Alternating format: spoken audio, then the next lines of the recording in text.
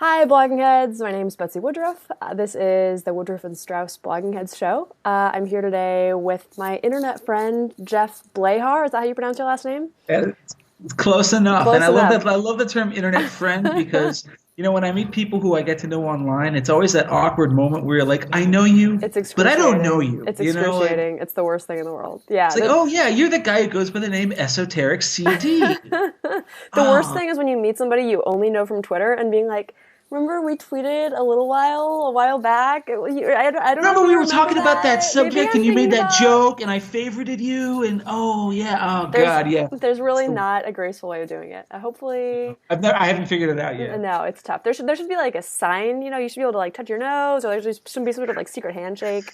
It's I something to think think we're going to about. get to the point. I think we're going to get to the point. Social norms are evolving. That we're going Yeah. to get to the point where we suddenly it's not awkward anymore because we figured out how to deal with the fact that we all know each other online, and then we meet in person afterwards. Hopefully, It was that'd like be great. internet. It was like internet dating. Remember how it was Yeah, like it's once true. embarrassing, It's really true. embarrassing to say Yeah. you met a person on the internet, but now it's just like par for the course. Right. So Totally. like I just figure that like social media is going to catch up to this as well, and we won't have to go through that awkward phase. But oh hey, you're Woodruff Betts. Nice to meet you. You know.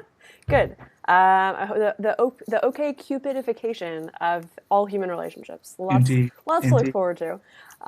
So what we're going to be talking about as a quick preview for listeners is Scott Walker, and then we're going to talk about a couple polls. We'll talk about the presidential election, and then we'll talk about actual policy change that happened. Mhm. Instead of talking about people just jostling to decide who gets to make policy changes, maybe it'd be fun to talk about an actual law changing. I don't know. It's kind of Hey, interesting. It's like people something that changed actually laws and stuff. matters. Yeah, Isn't it's it like what nice? happens because of elections. It's interesting. Um, so kicking it off, Scott Walker had like one short comment about immigration that I feel like drove like three news cycles. It's still driving news Yeah, cycles right now as we yeah. speak. It's just, and I know you follow this really closely. What's like the 30-second explanation of what he said and why people are excited about him saying it? Well, there's his exact wording and then there's his exact meaning. And of course, these things are two different concepts, right? So what was his meaning? His basic meaning was this argument, which I think Ralph Stout just published an article in the New York Times saying that he agrees with this point. It's not a ridiculous one, which is that we need to think about immigration, not just in terms of, oh, immigration is an unalloyed good, let's just let in as many people as possible, but we also need to think about it in terms of what it means for wages for people, particularly in the working class and blue collar jobs and lower class, lower middle class jobs. That if you let more people in, this is the standard economic argument. They're going to compete for others with jobs, specifically people who are already here. And is that what we want? And of course, the immediate argument that has been made, and not from the place you might expect it would be, which would be from the left, which would hit GOP contender and like blah blah blah. No, but actually the real objections here have come from the establishment conservative, the GOP establishment. It's been the standard attack of nativism. Oh, this is anti-free trade. This is something I'll be thinking about carefully in the days to come. The way that free trade arguments and immigration arguments have kind of gotten conflated. They're kind of all getting lumped together. But there's been a lot of pushback on this from the right. Yeah, and it's been very interesting sort of watching how it unfolds.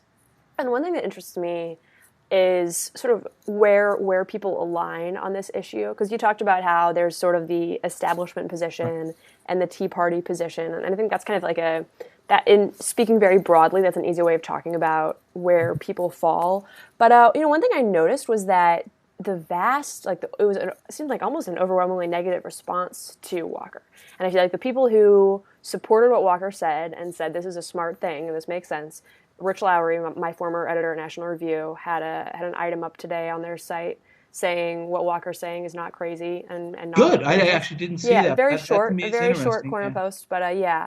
And what Walker said is very much in line with National Review's editorial stance on immigration, which is that dramatically increasing legal immigration would drive wages down. NR is basically in the same camp as Sessions on most immigration stuff. Obviously, Senator Jeff Sessions from Alabama, who, for people who maybe don't follow immigration wonkery particularly closely, Sessions is the most vocal, energetic, aggressive voice opposing dramatic increases or even marginal increases He's in probably legal immigration levels. the true hawk in the Right. GOP So, Senate and caucus perhaps on the the only matter. one. And perhaps the Mm. only one. He really decides what the conservative. It's hard to talk about this in language that's not biased, but far right, hard right, hawkish immigration policy is. I prefer the term base. I think that's sort of neutral. Yeah, I think that's probably fair. Sessions, National Review, Breitbart obviously seemed incredibly supportive of what Walker said and wrote a bunch of stories about how everyone on the right loves Walker because he said this, and Walker's changed his position on immigration, even though what Walker said was not a policy position. That's a second story, which we won't even get into. But anyway. We don't have time. Yeah, right. So you kind of have like Breitbart, National Review, Jeff Sessions, Scott Walker, and then obviously I assume Tea Party groups like Numbers USA, FAIR, usual suspects, all kind of on one side. And then overwhelmingly, pretty much everyone else, and Douthit would be on that side at New York Times, pretty much everyone else was very critical. Sahil Kapoor wrote a thing for a Talking Points memo about how basically every Republican senator he talked to said Walker's being dumb, Walker shouldn't have said that. Obviously you're going to have Americans for Tax Reform, Grover Norquist, Chamber of Commerce, all the business-oriented groups were going to be opposing Walker or disappointed about what he said. And I think what's interesting to me about this whole thing is that Walker wasn't making a policy point. The only thing he said was, we should think about the possibility that income levels affect wages in the United States. That's something we should think about. Walker is not taking policy positions. Walker has been incredibly gun-shy about taking policy positions. He doesn't want to take a policy position on anything. Unless we're talking about right to work, he doesn't want to talk about it at all, which is understandable. Well, yeah, it's early to be committing yourself like that. Let's see what the national mood is in like 7 months, and then start taking decisions. Exactly. Right. But it's interesting that like even just bringing up the idea that this should be a conversation topic or something we discuss, even just bringing that up has been. I mean, we're like 3 news cycles into it. Okay, well, I mean, here's the thing. This is one of these. This is sort of this eternal war between the rhinos, the establishment, and the base. The anger, sort of maybe more vocal in their reach and their ability to influence the conversation than they are in their actual numbers. Very online, kind of conservative base. There is the battle, the biggest, the harshest battle is about immigration. And I was talking about this earlier today. I said, like, listen, it's no secret that your front-running types, whether they come at this from a libertarian point of view like Rand Paul or even Ted Cruz, ironically enough, or they come at it from a much more sort of Chamber of Commerce establishment point of view, say like Jeb Bush, they're all in favor of immigration.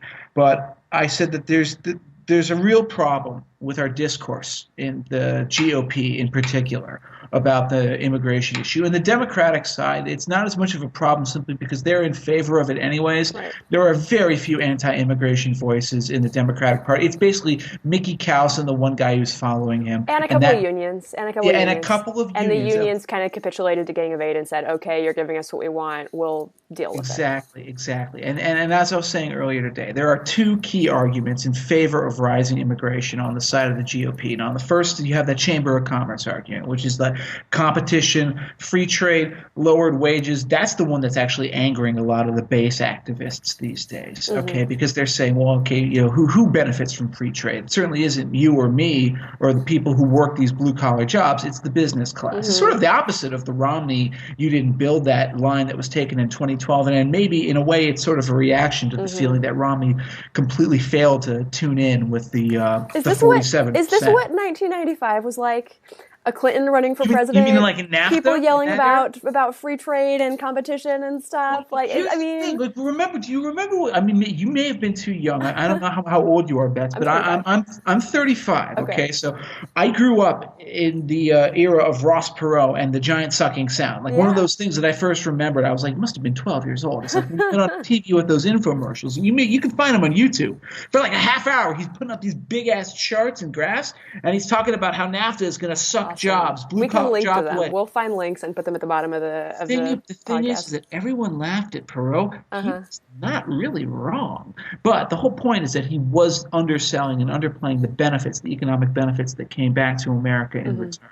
But my point is this. That's the one argument from increased immigration, and I think that that's not going to get a lot of purchase.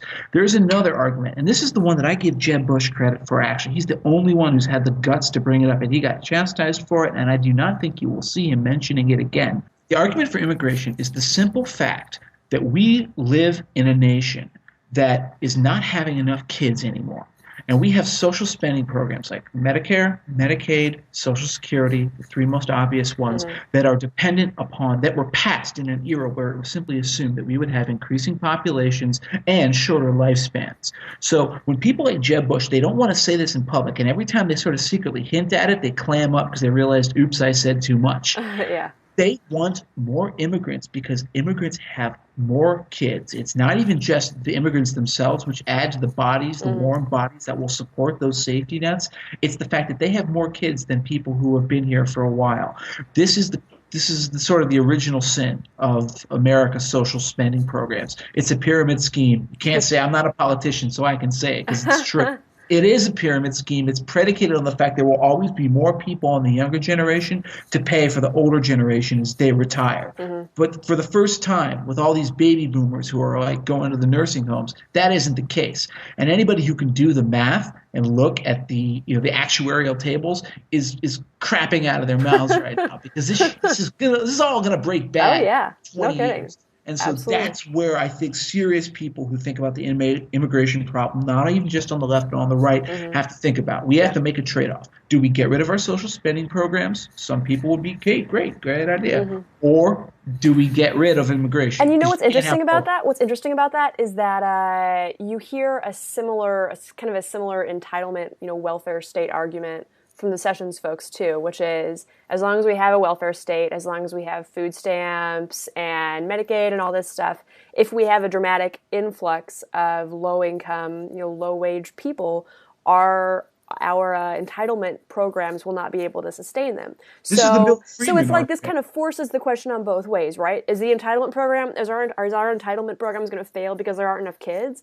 Or are the entitlement programs going to fail because there's an influx of low-wage workers and because, as Sessions argues, immigrants are more likely to go on these entitlement programs. Well, this is the classic Milton Friedman argument. He said he was very libertarian, obviously. He's a libertarian economist, the Nobel winner. And, he took a very heterodox position in the libertarian world, which is generally very open borders, very kind of like everybody should come in. He said, no. In a country where you have a welfare state, you can't have open borders, precisely because, as you said, it's kind of like an attractive nuisance. It's going to bring people in. And if these people are illegal immigrants, they're not paying in terms of Social Security. They're not paying taxes. They're going to draw on the system without contributing to it. But the question here is the difference between legal immigration and illegal immigration. The reason these people say we want these illegals to, quote, come out of the shadows, amnesty, or increase legal immigration, they're not going to admit this, but really it's because they want them paying into the social programs, the social safety net, because those people right now aren't doing that. I mean, the only place they're remotely doing that is on things like sales taxes, because they don't pay income tax, They don't do anything else. And the guys standing in front of 7-Eleven who work on a construction site for $20 a day are not, cash, there's not anything coming out of their paychecks, right? Exactly. There's no withholding for them. So the reason you can't say this because it doesn't sound like this is not the American dream. This is just harsh math and just economic calculations. You want those people, and I understand where they're coming from. They say, listen, unless we get rid of these programs, Social Security, welfare, Medicare, we're going to have to bring all these people in and make them start paying into the system because let me tell you, bro, within a generation we're in trouble. And I think when you talk about the way immigrants are affecting demographics in the United States, it's interesting looking at the Roman Catholic Church too. Like the fact that the majority of Christian denominations, I think basically all of them, have seen their attendance rates go down.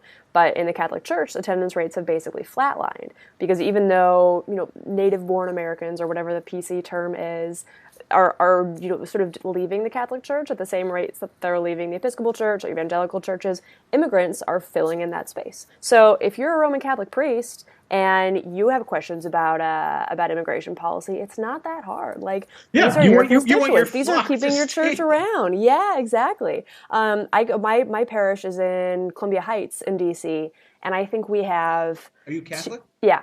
And I think we have 2 English language masses over the weekend, and all the rest are in Vietnamese and Haitian and Spanish. Like, it's great. It's a great parish. It's really, it's young. It's very vibrant. It's like very exciting. But if there weren't immigrants there, it would be a pretty lackluster, pretty quiet place. And I know that is not the exception. Like that is the rule with the way the Catholic Church is changing in the United States. It's always interesting. Episcopalian. You should see what that parish looks like these days. It's just old people. Right. Young people just falling away. Whereas in the Catholic Church, you're right, it's remained flat. Actually, in some places, it's growing. Mm-hmm. Yeah, and it's all immigrants. Like that's why. So right. It's interesting. The demographics, it's fun. It's really interesting stuff. You mentioned what Jeb Bush said about immigration. Lindsey Graham at First in the Nation in New Hampshire, which we should talk about next. Lindsey Graham talked about the same thing as well. Where he said, he crossed that red line. I'm very surprised. Lindsey Graham will say whatever he wants. He doesn't, it's Lindsey Graham, right? He's in here. He's in this entire thing just to raise hell. Lindsey Graham, our YOLO. He doesn't care. He doesn't give a shit. Which is so fun. He gave a really funny speech at First in the Nation. It was like entertaining. So he doesn't care. But he made the same point, which was that, or he made the same argument, which was that Social Security cannot sustain itself at the current birth rate, so given the current demographic realities in the United States, therefore we need immigration reform. So it's I think for the most part, these cattle call events are kind of pointless and terrible, especially this early in the presidential cycle. But people like Lindsey kind of save it, Senator Graham is like, okay, this is somebody actually saying things that he's thinking in his head, which is the guy who makes your job tolerable, right? Right, makes it exactly. It makes it survivable. So I went up there and covered it, which was fun. It was a neat thing to do. Did you have any thoughts, sort of watching from afar, or?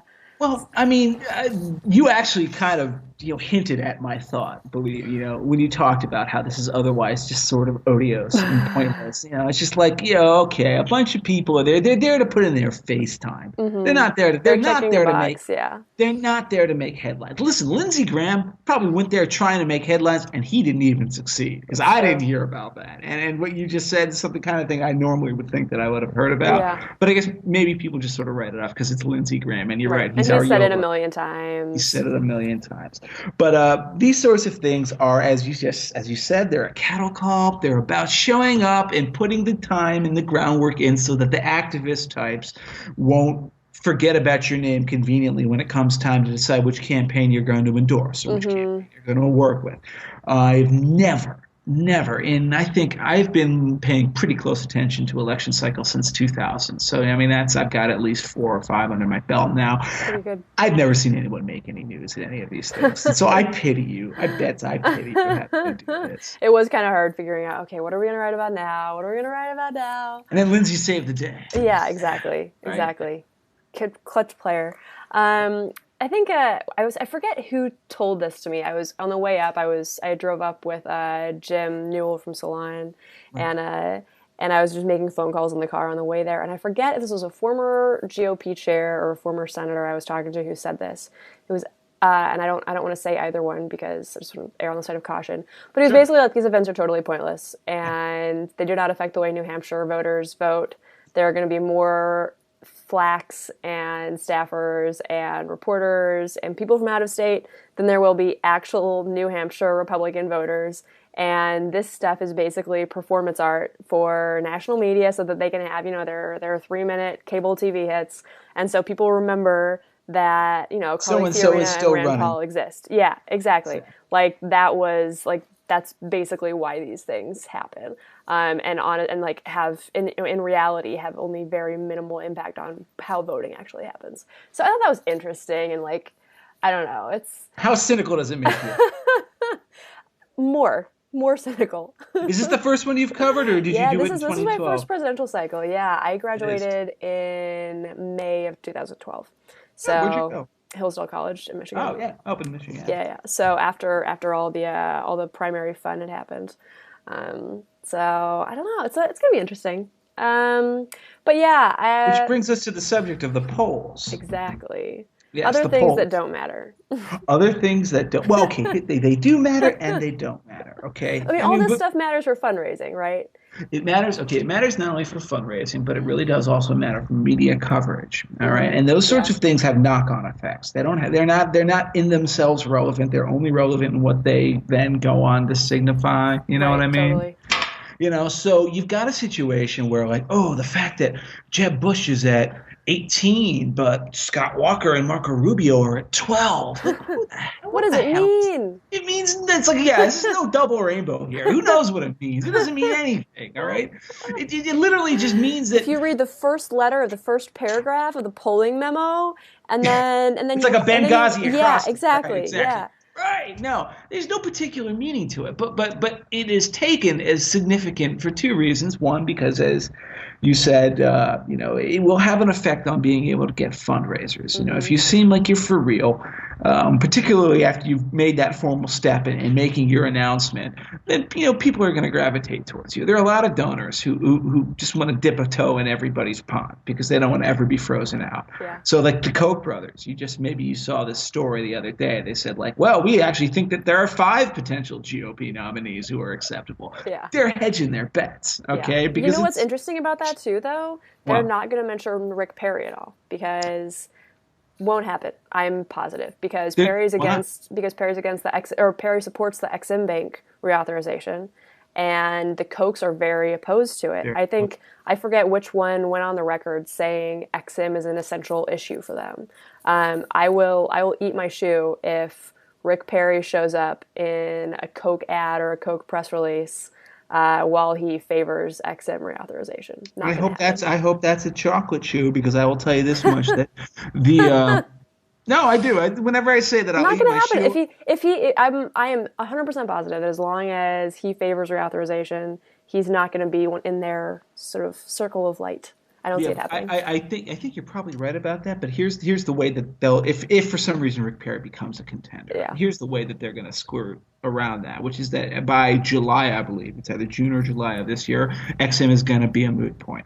It'll either have been reauthorized or it'll have died because of legislative inaction. I believe that it actually requires an affirmative act by Congress to reauthorize. I don't think it's going to happen. I don't think it's. McConnell's been talking about sending it to the floor. It might.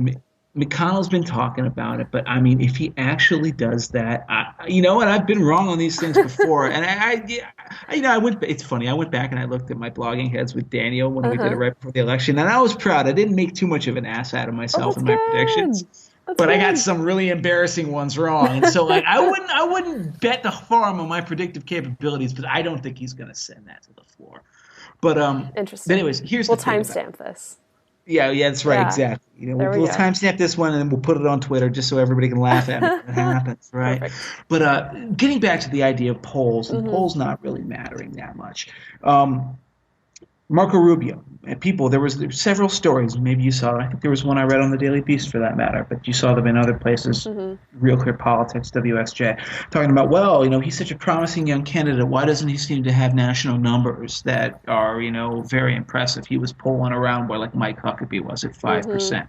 Then he announces. He gets that burst of positive coverage. All of a sudden, he's at 10%. He's at 11%. I wonder what's going to happen when Scott Walker gets to the point of formally announcing. I guarantee you he's going to see a bump of a couple percent in his numbers. And none of this is really going to matter one bit. The first point at which it makes even a lick of sense to look at any numbers is when people start running advertisements in primary states. Iowa and New Hampshire, and more importantly than that, after the first set of debates. Then they matter. That's But up interesting. until then, it's all just half-formed. Oh, that guy seems nice. That guy seems. I think we can conclude that Donald Trump is not a serious candidate. Beyond that, I don't know. I'm sure you watched the just phenomenal and amazing Donald Trump fight with Jonah Goldberg on Twitter. Oh yeah. Oh, that Just was astonishing. that was Just amazing. I honestly feel that Trump is punching up in a funny way. Oh yeah. No He's not kidding. punching down. No, he's trying to get attention for himself by picking a fight with somebody who, to be perfectly honest, in conservative circles, is bigger than he is. No joke. No And it's joke. just so sad. And I realized at first when I started making snarky comments about it that I was giving him what he wanted. So I just shut up.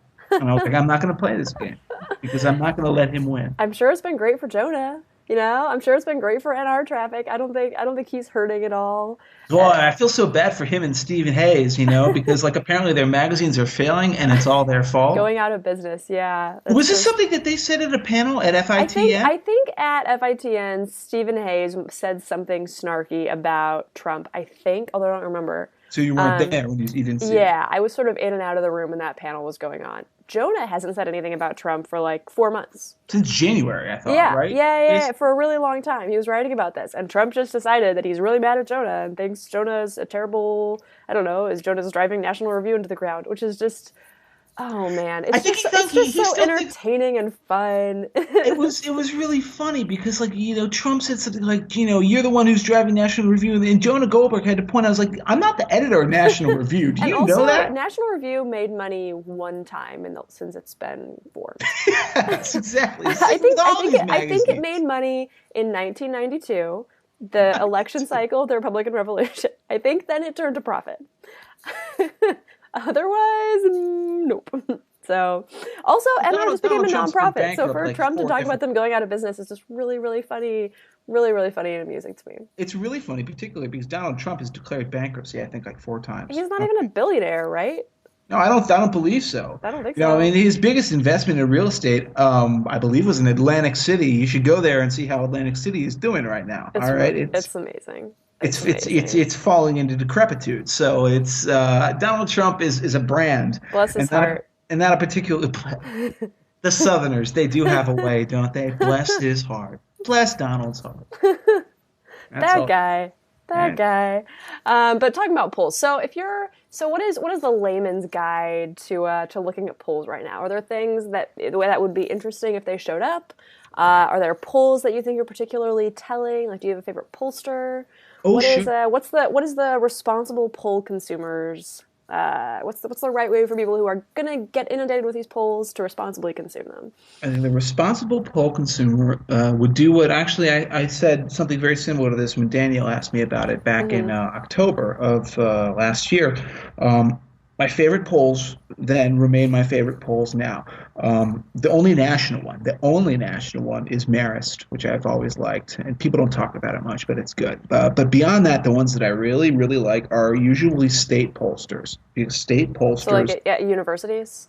Well, sometimes at university, sometimes not. For example, Iowa, the Seltzer poll. I remember, and this is one of the things I was just telling you. It's like I felt really good going back, and I was like, man, I picked the right polls because like the Seltzer poll of Iowa, like polling that Joni Ernst race, she was the outlier. She's like, she's going to win by 7 points, and everybody was like, no, it's a tie game, it's a 1-point race, and she won by 8. All right, Seltzer was right, and she butters her bread with the bones of her competitors. I think it was Harry Enton, actually, of 538, who's a friend of mine, who said that the river is filled with the bodies of people who doubted Ann Seltzer's because she understands how her state works, and she knows she knows how to weight her polls, and she's very transparent about it. But there's another one that I really like, and it's very relevant now, which is Charles Franklin, who runs the Marquette University Law Poll in Wisconsin. All right, he was right about Walker. On the Walker reelect. He was the only one who was right. Yeah. Similarly an outlier. Just like Ann Seltzer, he was similarly. I remember doing some snarky eye rolling at the Marquette poll, and then just election night just was like, okay, this is public shame. This is what it feels like. This is what it feels like. Hashtag has Betsy landed. It was because I told Daniel then I told Daniel then, and I'm telling you now. I pay attention to him because he is super transparent about his numbers, and he gives you regional breakdowns, which is really helpful because you can understand. Because we at the Ace of Spades decision desk, we know where the vote, like the weight, the gravity of votes in any state comes from. So, like in Wisconsin, it's going to be like the Milwaukee area. There's Madison. There's crucial Waukesha County. There's Green Bay, but all that. So he shows you where all those polling answers come from, so you can get a sense, did he weight it right? But just recently he came out with a poll that polled all of the main Wisconsin people: Scott Walker, Ron Johnson, and it showed Johnson is in deep trouble. Yeah, I mean, Johnson's Feingold literally is crushing him. Feingold hasn't even declared his candidacy, but he's ahead like something like 54-38 or something like that. And you might normally say, oh no, I roll my eyes at that, but I take what Charles Franklin says seriously. And Ron Johnson had a weird radio interview maybe like 6 or 9 months ago that a Wisconsin Democrat operative flagged for me, where Johnson was like, even if I lose, it's okay because I can go back to doing business that I really love, and we're just gonna see what happens on my reelect. I don't really know. Well, it's funny because I mean, it sounded the word like a on concession Johnson from speech. It was like, geez, buddy, you're a the U.S. word senator, the Fuck word up. on Johnson from people who talk to me in Wisconsin, people who are on the inside of GOP politics and sort of state media coverage, is that he's been very lackadaisical about his reelect. He's not raising money. Mm. He's not trying that hard. Now, maybe he doesn't care to. Maybe he's one of these people who went to the Senate, and this is certainly not unheard of, and just said, you know what, I really hate this bullshit. I'm not going to get anything done. This is just a joke. Yeah. He wouldn't be the first. So that could easily explain it. And he's absolutely right. He's, very wealthy man with a business concern. He can go back to it and probably live a fully self-actualized life. But the fact of the matter is he does not seem to be putting in the elbow grease that would be necessary to win a re-election in a state like Wisconsin during a presidential year. And those numbers show it. And you're probably not going to have two election cycles that have less in common than 2010 and 2016, right? As No. far as the electorate, dynamics, everything. I mean, just from a data perspective. I mean, the thing is, you can never predict entirely the turnout of an electorate this far in advance. But obviously, with Hillary on the ballot, presidential year, the continuing demographic change in the country, yeah. I mean, what you're saying is absolutely right. But it's funny because I've been saying for a while that Johnson was by far the most endangered guy in the Republican Party in the Senate. People are saying, "Oh, what about Pat Toomey? What about Mark Kirk?" Even I'm saying, well, Pat Toomey and Mark Kirk are obviously in danger. I think Toomey's in a better place than Kirk, but I think Kirk is in a better place than Johnson. I give Kirk better odds to hold on, even in a state that is far bluer in Illinois, because Kirk has been out there fighting, and he has a brand in this state. This city, which is right outside my window. This is Chicago here. Is that the Trump Tower back there? No, I believe that's the Hancock stair step building. black one? No, Nope. okay. Oh wait, you know what? I think it is. No, Other side? Apologies, you're wrong because the river's over there. So Okay, all right. You're not. Oh well. But yeah, the Trump Tower, which I had you. How long has it been since you've been in Chicago? 2012. Oh, it's a lovely city. You should come back more recently. I know, I should. But no. That's down. Okay. That way. Got it. Another question I have, sort of from like a poll perspective, is people talk about Hillary having the advantages of an incumbent. Do you think that is that like a thing to say that makes sense as far as what her numbers look like and how it's shaping up, or what do you make of that narrative? My belief is that nobody has the advantages of an incumbent except an incumbent. That the whole idea that people run for third terms. Are there similarities? Like, is it an unusual situation? I mean, obviously she's not an incumbent. I'm harshing your mellow here. I know. I'm sorry about that. But okay, Captain Literal. Congratulations on knowing what the word incumbent means. Good job. Okay, yeah, I give me that modicum of credit, right? No, but here's the thing: we don't know if Hillary is going to have the advantages of an incumbent yet, because this is the tragedy anything. and the comedy of Hillary's campaign. Do we we don't have any even know friggin' we idea how exist? she's running her campaign yet. Yeah, that's true. We don't know if she's going to run. We see these media stories that say, well, we've read the tea leaves and we've boiled the witch's brew and we've seen the future, bubble, bubble, toil and trouble. Hillary will run as Obama's third term. And then you see other people who are saying, no. Hillary's going to run as her own woman, going to be completely different. Who the F knows right now, okay? So if Hillary is going to run as Obama's third term, well, then she's staking herself to that legacy, and then it'll be, in a way, a referendum not just on her, but on Obama. But we don't know if that's the case yet. But my other point, when I was being all a downer at first, and I'm sorry for that, it's my nature. It's the way I was born. I'm emotionally prepared.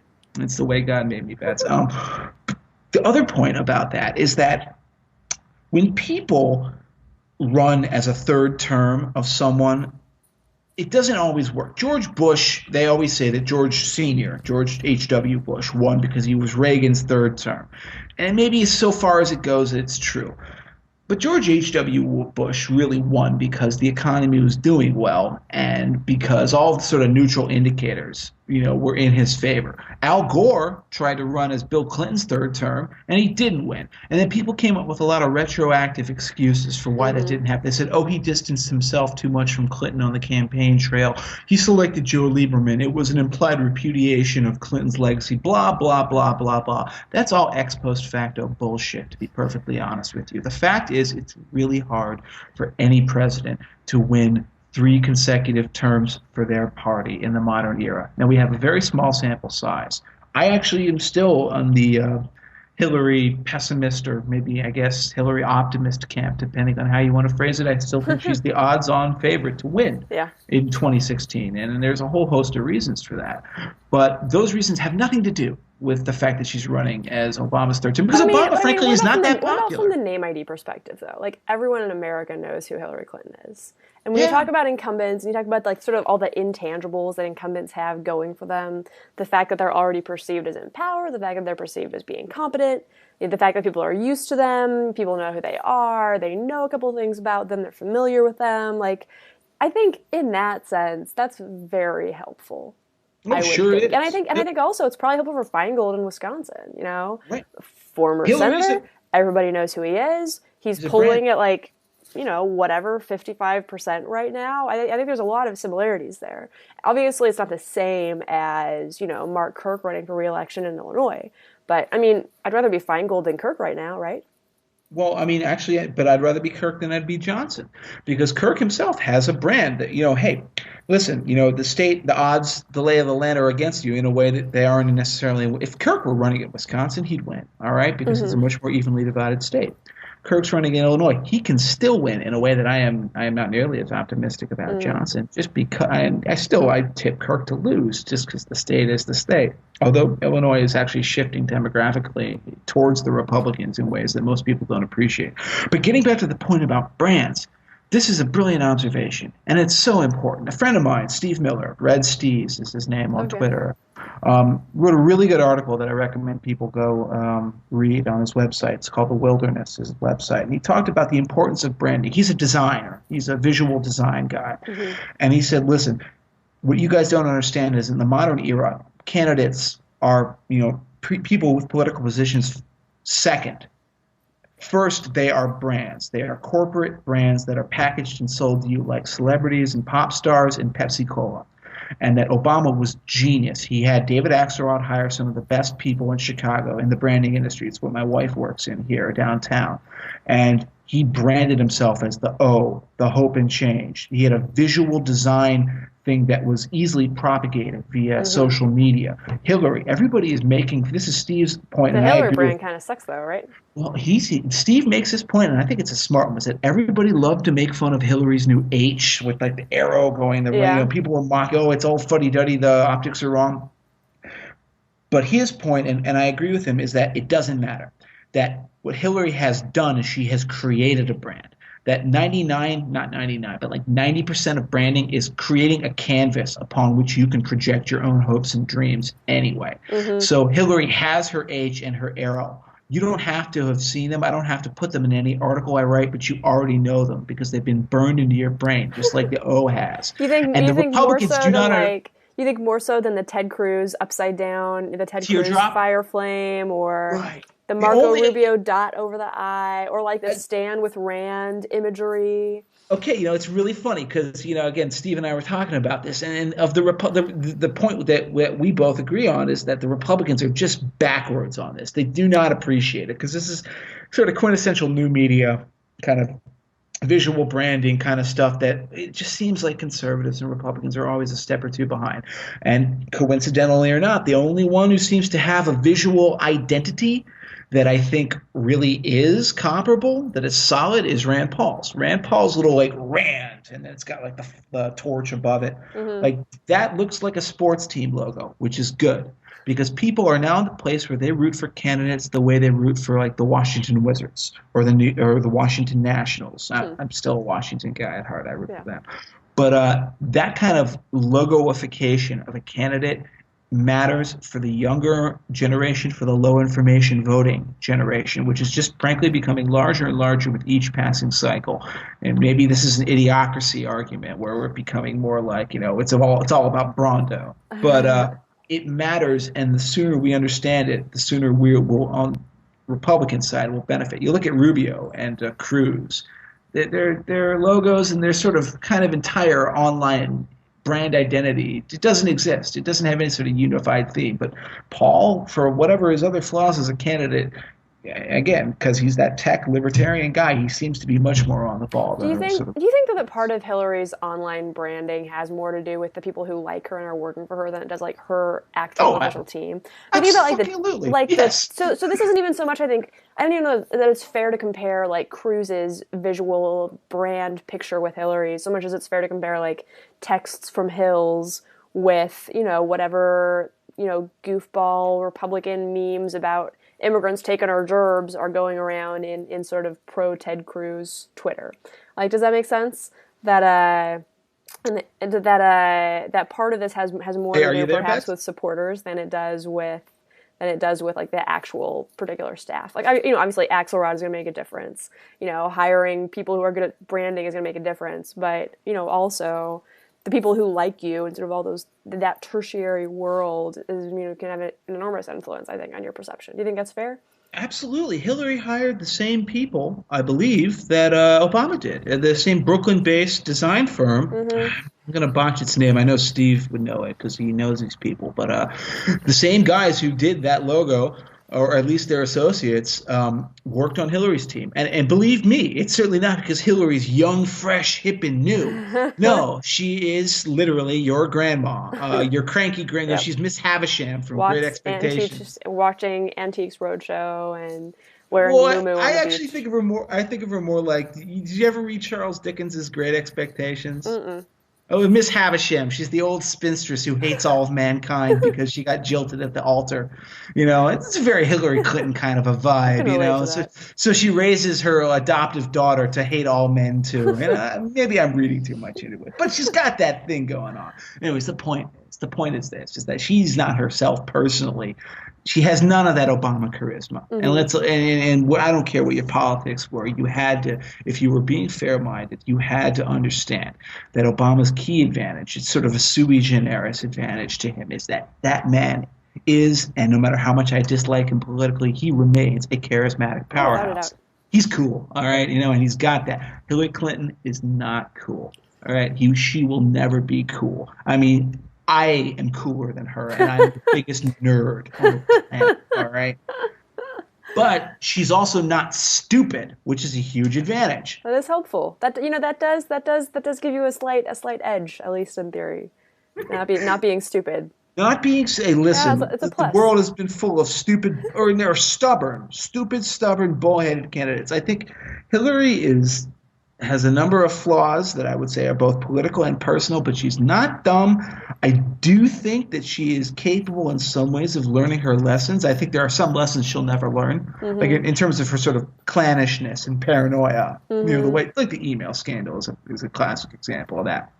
But she hired the right people. Certainly when it comes to crafting her design identity. Yeah. Now, the problem is that she can't act in a way that contradicts it out on the campaign trail, which is why she's in hiding. I mean, they literally, I think they put her in a hyperbaric chamber after every Fortress day. Hillary.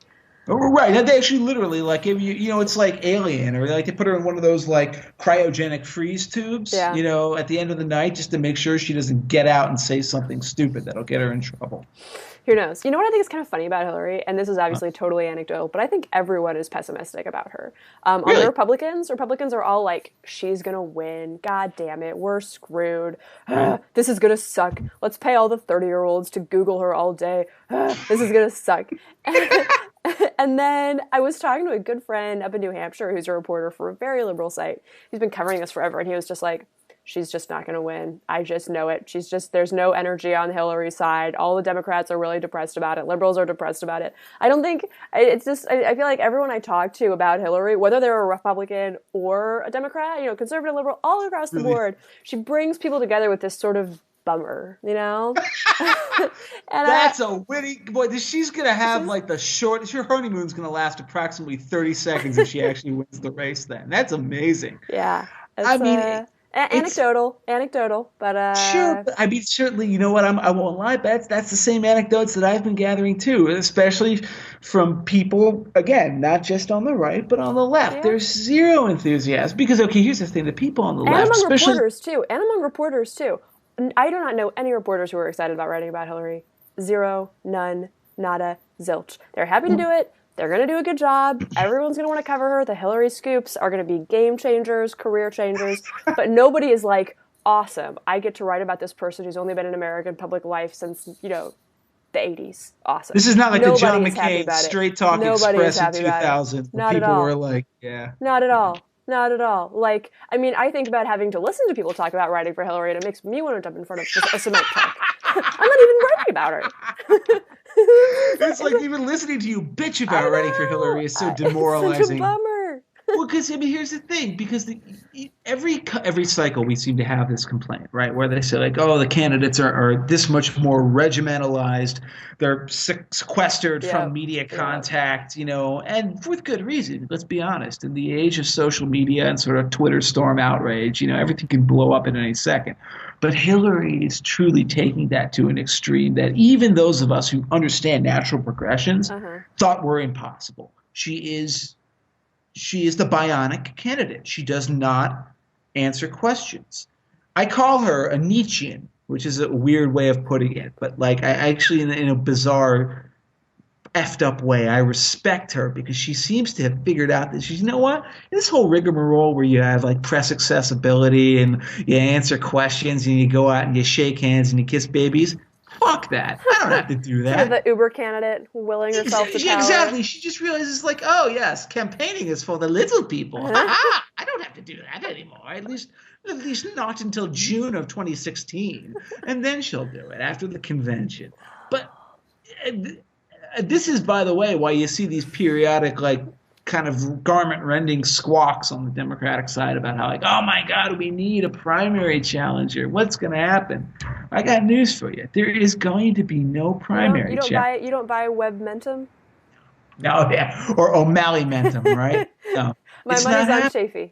It's going to happen. It's going to happen. The last hope for any serious challenge to Hillary Clinton, and it wouldn't have toppled her, by the way, but the last hope to any serious challenge to Hillary Clinton was with Elizabeth Warren.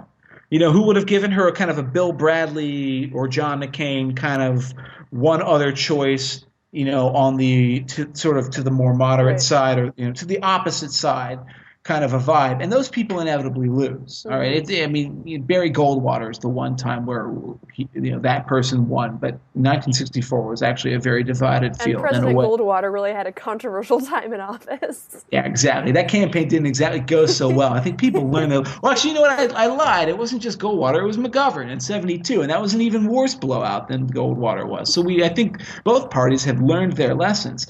So but once Elizabeth Warren decided she wasn't going to run, it was all over but the whining. So you're going to have guys who I literally, you just question how Nietzschean is Hillary, how indifferent is she to these sorts of norms. I could almost see a situation where like they decide to schedule the debates on the Democratic side and Hillary just says, fuck it, I'm not going to show up. Why do I have to show up? Let Bernie Sanders talk with Martin O'Malley about tax reform. I'm going to go have a froyo. I'm going to, who cares? I'm going to go watch some Antiques Roadshow while eating my burrito bowl. Exactly. She can go watch, reruns of Downton Abbey, and she'll still win the nomination. And I think if she went to debates, it would be a disaster. It'd be so bad. She has nothing to gain from debating. She's nothing to gain. She's everything to lose. She's terrible at the format. She's terrible at all sort of retail politicking. All she's going to do is say things that are going to be in Republican campaign commercials. It's literally the only thing that would happen if she goes to the debates. And anytime anyone pricks blood, like you can just see the media matter squawking that will happen, and there will just be the hounds will be loosed from the gates of Think Progress, and it will just be amazing. But that's why she'll have to do some of them. But I guarantee I'm going to just make it. And you know what? Here, let's timestamp this one. I'm going to make 7:46 p.m. April 22nd. 7:46 p.m. Say something you're going to regret. there will be fewer Democratic primary campaign debates this cycle than there have ever been in the recent modern past. I think that's That's a probably fair. guarantee. I think that's a very safe guess. Yeah, If there because are well, more debates than there have been in the modern past, I'll eat my other shoe. yeah, and I It's hope not gonna that happen. shoe's made of like rigatoni pasta. I just walk around with food on my feet all the time. It's fun. The reporter life. Oh, well, that's actually a pretty good life, but I hope you don't, It could be worse. Here at the hope Daily it's not. Beast, we have a lot of fun. At least it's not hot weather because man, because when that chocolate shoe melts, that's a pretty unfortunate situation. We'll see what happens. Day at a Exactly. time. The last thing we wanted to talk about, very quickly, is totally unrelated, so there's not a good segue. So in lieu of a segue, we're just going to Forget jump right in. segues. The Texas House voted this afternoon, I believe, for final passage of right to try legislation.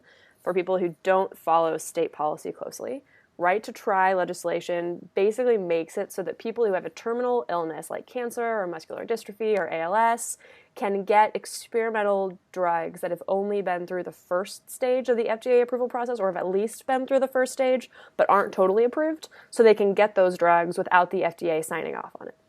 Currently, if you're terminally ill and you need medication and it's in the FDA approval process, which is 3 phases.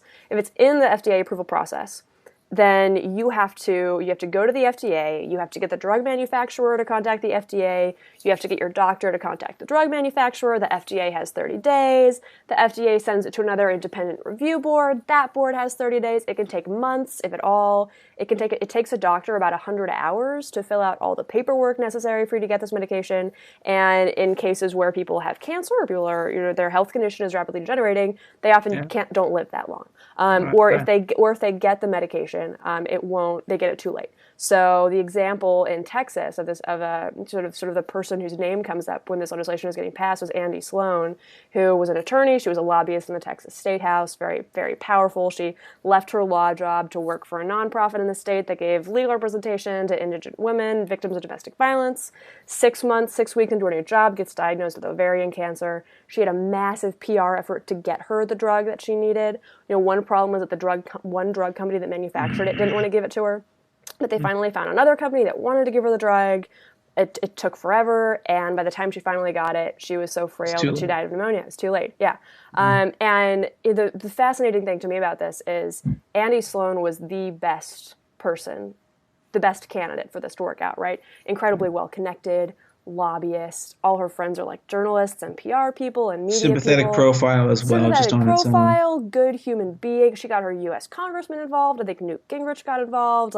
And still died. Still wasn't able to get her medicine. And I talked to her best friend for this story, and her best friend was like, "Yeah, if Andy can't make it," what she said was, "What would happen to one of my clients? Right? What happens Right. to indigent Somebody women?" who's just a normal person. Zero hope. Zero hope at all. So the FDA was basically doing nothing to change this policy. FDA just wasn't doing anything at all. So the Goldwater Institute, which is a libertarian think tank in Arizona, has been sort of pushing for states to make this change on a state level. Right now, I want to say it's almost a dozen, at least 9 or 10 states that have passed right to try laws. Texas, they're expecting that Governor Abbott will sign it. There's a possibility Florida will pass right to try. There's a possibility Illinois will pass right to try. And at that point, that's, Florida, Texas, Illinois are probably 3 of the 5 most populous states, 3 of the Get 6 or 7 California most and you're populous. done. Yeah, Right. exactly. So one thing that's interesting about this is that the FDA has since then started working on changing the approval process to make it easier. And I think part of this is so the FDA can keep itself relevant, and just doesn't get totally eliminated from the approval process altogether, which is great.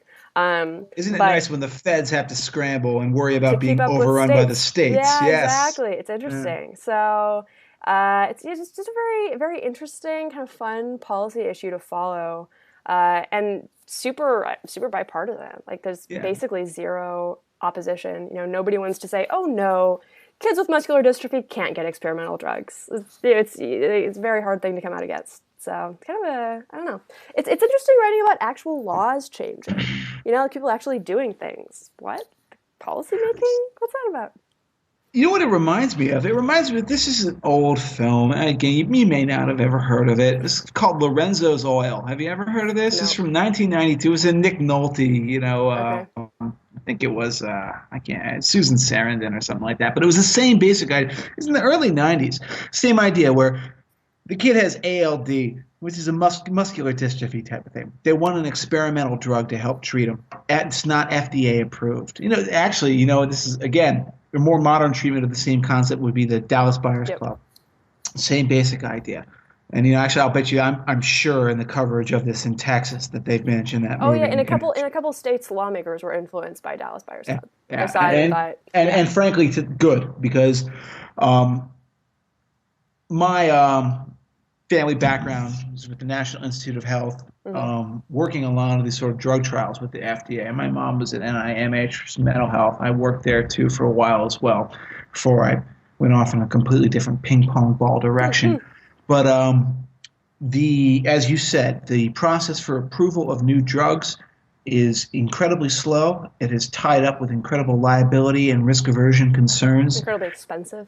It's incredibly expensive. And by the way, this is one of the reasons why I still say, I'm a fairly conservative guy, especially when it comes to libertarian and when it comes to government spending. But one of the things that I think is an absolutely valid place for the government to spend money on is funding basic research into these sorts of drug discovery things, because the market doesn't want to bear them for the simple reason that, as you say, it is incredibly expensive to fund these things. And you can pour it's like the money pit. You can pour just millions of dollars into research and then come up with nothing. Right. And then you failed and you have to go back to the drawing board. And to be perfectly honest, for-profit businesses cannot sustain that sort of a thing. It's a research thing that, if they want to do it, great. But I actually really do think that the government has a role in funding this as well. So I am very strongly in favor of this kind of legislation, particularly as it relates to terminal patients. Yeah, it's like this is not people who you choose another course. This is not like, you could get your normal medical choice. This isn't like I have a little bit of arthritis and I think I want to try something crazy. Or the alternate way of saying it, this isn't a situation where you have like a person who has a normal